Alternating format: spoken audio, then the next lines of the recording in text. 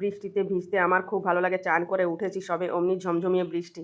তো ভাবলাম বৃষ্টিতে নেমেই পড়ি। আমার হাজব্যান্ড আবার বারণ করেছে বৃষ্টিতে ভিজবে না, তো ছাতা নিয়ে আমি নেমে পড়লাম বৃষ্টিতে।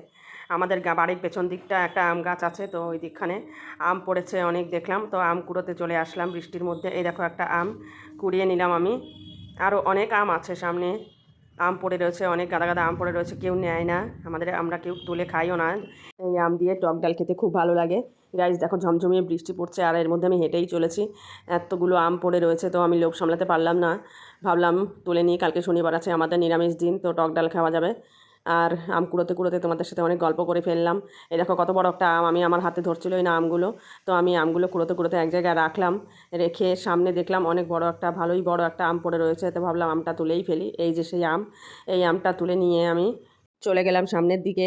এগিয়ে গেলাম আমি আম কুড়োতে, আরও দেখি আরও কটা আম পাওয়া যায় কি না। তো চলতে চলতে আমি দেখলাম কত আম পড়ে রয়েছে, আর দেখো কেমন বৃষ্টি পড়েই যাচ্ছে, জমজমিয়ে বৃষ্টি।